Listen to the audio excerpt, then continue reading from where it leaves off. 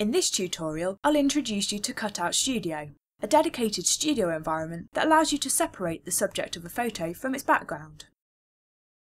To open Cutout Studio, select the image you want to cut out and, on the Picture Context toolbar, click Cutout Studio. Cutout Studio also includes its own help pane. This answers many common questions about cutting out your images. If your image contains quite a simple background, you'll be able to create your cutout easily by working with the Discard Brush tool. This is already selected by default. Next, you need to set the brush size. This will depend on the size of the picture and the area to be cut out. It's really useful to ensure that the Grow Tolerance box is selected when you are cutting out your picture. This tells Cutout Studio to extend the selection area under the brush into the surrounding pixels. Changing the Grow Tolerance value controls the precision with which areas of your picture are selected. This option is most useful when your image has large blocks of colour and the subject has well-defined edges. Now, just click and drag on the areas of the picture that are to be discarded. There are no rules about cutting out your pictures. You could remove all of the background, part of the background like I'm doing here, or even keep the background and discard the subject. To get a better idea of the areas that are to be kept and those that are to be discarded, you can click the Show Tinted button.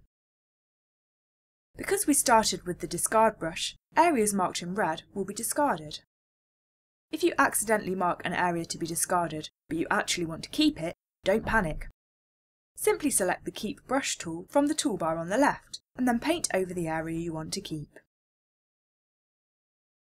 You might find it easier to change to a smaller brush and zoom in to get a better view. If your picture doesn't have quite such well-defined edges, you might find it helpful to turn off the Grow Tolerance. This provides you with a more manual control over the areas that get selected.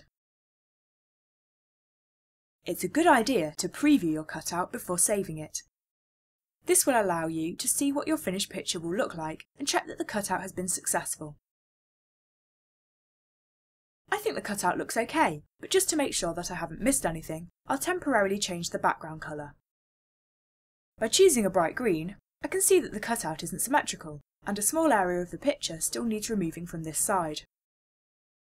The Restore and Erase touch-up tools are great for making final adjustments to your cutout. I'll select the Erase tool and remove a little bit more of my picture. In this step, you can use any background colour that makes it easier for you to check your image. It doesn't matter, as it won't affect the final transparency. When you're happy with your cutout, click OK. Your finished picture will appear in the workspace, and you can resize and position it as required. Well, that's all for this tutorial. To find out more about PagePlus, see the Learn section of the Startup Assistant. Thanks for watching!